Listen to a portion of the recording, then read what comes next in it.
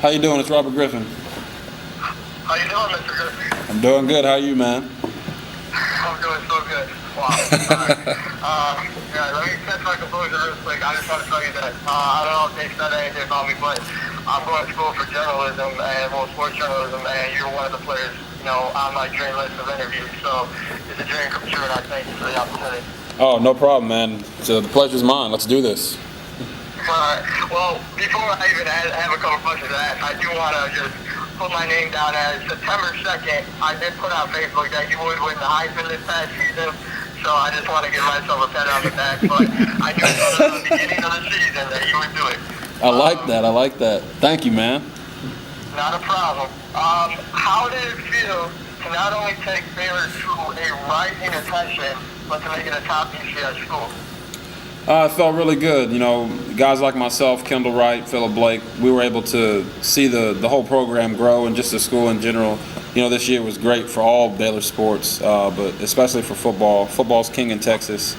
So when you go 10-3, win a Heisman, and win a bowl game, it's something truly special. If anyone was looking at Baylor, obviously, they would hear the story of your success. What would be the best word of advice you could give for interested football players looking at Baylor? Just don't get caught up in, the big school atmosphere. Just because the name of the school doesn't mean it's the best school for you. Sometimes you have to go where you're going to play and then where you can make an impact. And I think it's safe to say, a lot of the guys that got drafted from Baylor this year will be remembered forever for what we were able to do, bringing that program, back to life. So now, obviously, you move forward and you're going to Washington from down south to out east. How can you collaborate your Baylor success to success in Washington? These are really good questions, man. The good thing is that my situation at Baylor is kind of like my situation with the Redskins. Struggles in the past, past glory, and trying to get back to that. So it's on a bigger scale with the Redskins than it was with Baylor. But it did prepare me to be ready to go out and do what we have to do. So I know it's going to take more than just talent, because everybody has talent in the NFL. It's all about a mindset. And once you can change your mindset and actually believe that you're a winner, then you can become a winner. Wow. I got to say, your tweets on Twitter are definitely some of the most inspirational. You're obviously not just a football player, you're an entertainer as well. How are the Sox going to go on in the first game? I'm an entertainer. All right. Actually, I don't wear the socks on the field. I think people kind of overlook that. The sock appeal that I have now. People think I wear them on the field. It's an off the field thing. I try to respect the game of football and my teammates by not wearing them on the field. So I'll probably just be wearing the same socks as everybody else, and let my game be the special thing, not just my socks. I got you. I respect that. I like that. Football is football. What was Robert Griffin's ultimate motivation from past struggles to, success right now? Oh, yeah.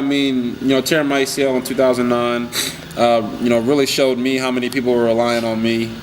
Before I tore my ACL, I didn't really love the game of football. So, coming back from that, it was tough because I had to watch my team struggle for the rest of the year. I saw how the fan base diminished as the year went on, primarily because of my injury. And I just felt like I let a lot of guys down, especially the seniors of that year. So it made me work harder, to be there for my friends. I didn't want to see the look of pain and hurt in my parents' eyes. And that just drove me, my friends, my family, my faith, and just knowing what I could do for other people drove me to get to where I am now. Well, where you are now, obviously, is this phone call making dreams come true. Tons of Redskins fans hoping you make their dreams come true as well. Let's see, Kevin Durant was taken number 2 in the NBA draft. What does it feel like being the number 2 overall pick? You think you can share that same success? Yeah, Durant's Durantula, whatever you want to call him. He's definitely done great things for the Oklahoma City Thunder.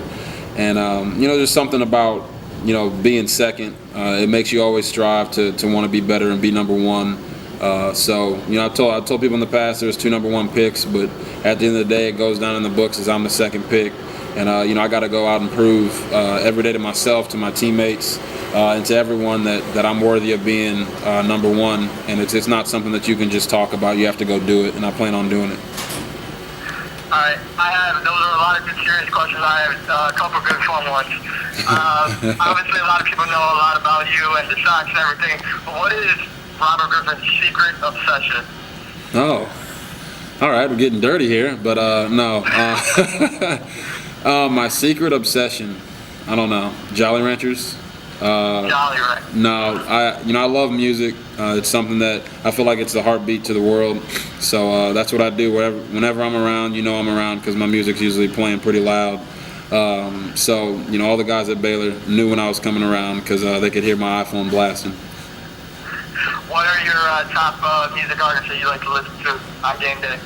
Oh, on game day, little Fred Hammond, Juanita Bynum. You probably don't know who those are, but other than that, Michael Jackson. I always listen to Thriller before every game. Little Usher, little Neo. I'm more of a cool, calm, collective guy than a Lil Wayne headbanging, get hype kind of guy. I'm a quarterback. I have to be able to think. I respect that a lot. I know time's probably running out here, so I just had a couple personal questions from myself.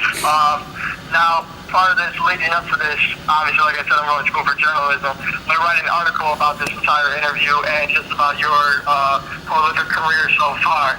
And I'm going to post it on Twitter. I hope you get to read it. With Twitter, I was wondering if I could get a follow and a shout out later on. It doesn't have to be right away, but hopefully, we could have that happen.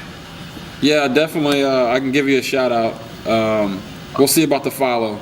We'll keep this relationship moving forward strong, and see if that can come about. And if you post the story, I'll definitely retweet it for you. Make sure you give yourself some huge compliments because you did a great job in this interview, man. I respect that, and I thank you so much. Before I go, can I just have you, because I know this is going to be on YouTube, and I'm looking for my big break. You could just maybe give a shout out to my website, fullscalesports.com. What was that again? Fullscalesports.com. Okay. And what's your full name? My name is Mike Pendleton. Mike Pendleton? Yes. Give a shout out to Mike Pendleton on fullscalesports.com. Great job, man. I like your marketing ability. Thank you, man. I really appreciate it. Best of luck this year, and we'll be in touch. All right, you got it, man. All right, thank you so much.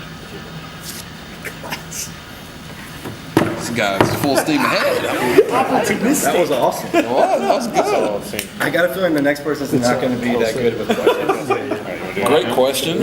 Yeah. He's like, looking for my big break, man. I need you to go ahead and give me a shout out.